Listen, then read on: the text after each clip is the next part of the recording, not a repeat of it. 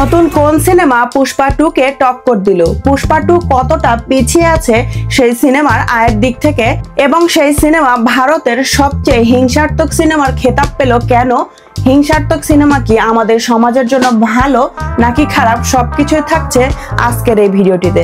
আমাদের ভিডিওটি যদি ভালো লেগে থাকে দয়া করে আমাদের চ্যানেলটি সাবস্ক্রাইব করে বেল বাটনে ক্লিক করে রাখুন। আমাদের ফেসবুক পেজটিও ফলো করতে ভুলবেন না। 1 বছর আগে যখন সন্দীপ রেড্ডি ভাঙার অ্যানিমেল প্রেক্ষাগৃহে মুক্তি পেয়েছিল, তখন এটি ভারতের সবচেয়ে হিংস্র সিনেমার শিরোপা পেয়েছিল। সিনেমাটিতে যে পরিমাণ রক্তপাতার হিংস্রতা দেখানো হয়েছিল তা দেখে হতবাক হয়েছিল অনেক দর্শক। কিন্তু এবার এই সব সিনেমাকেই ছাপিয়ে গেল মার্কো সিনেমাটি। নতুন মালায়ালাম সিনেমা মার্কো, হানি পাদেনি পরিচালিত এই সিনেমাটিতে অভিনয় করেছেন উন্নি মুকুন্দ। এছাড়াও অভিনয় করেছেন সিদ্দিক, জাগদীশ, অভিমন্যু, এস থিলাকানা এবং কবির দুহান সিং। অনেক দর্শকই জানিয়েছেন যে অ্যানিমেল কেজিএফ ফ্র্যাঞ্চাইজির মতন এই সিনেমাটিও বড় একটা জায়গা করে নেবে। একজন দর্শক তো বলেই ফেলেছেন, আমার পাশে বসা মহিলাটি পর্দায় এত বেশি ভায়োলেন্সের দৃশ্য দেখে আর সহ্য করতে না পেরে আমার শার্টের ওপরে বমি করে ফেলেছেন। মার্কো 20 ডিসেম্বর প্রেক্ষাগৃহে মুক্তি পেয়েছে।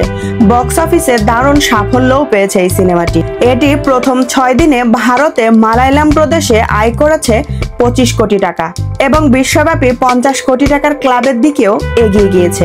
মার্কো একাই আয় করেছেন 25.25 কোটি টাকা। সেখানে পুষ্পা 2 দ্য রুল 3 সপ্তাহের বেশি সময় ধরে চলে আয় করেছে মাত্র 30 কোটি টাকা। মার্কো ইতিমধ্যেই সর্বকালের সর্বোচ্চ উপার্জনকারী প্রাপ্তবয়স্ক রেটযুক্ত মালায়ালাম চলচ্চিত্রের খেতাব জিতেছে। তবে এত কিছুর মধ্যেও ভয়ের কারণ কিন্তু থেকেই যায়। আমাদের সমাজে যেভাবে ভায়োলেন্স অ্যাভেলেবেল হচ্ছে সেটি আমাদের সমাজের জন্য বড় ধরনের বিপর্যয় ডেকে আনতে পারে। কারণ আপনি যে জিনিস যখন অ্যাভেলেবেল পাবেন তখন সেই জিনিসটা সম্পর্কে আপনার যে ভীতি বা আগ্রহ কাজ করত সেটি আর থাকবে না। আর এখন এমন ভাবে যদি ভায়োলেন্স গুলো অ্যাভেলেবল হয়ে যায় সবার মাঝে, তাহলে ভায়োলেন্স একদম নর্মাল হয়ে যাবে।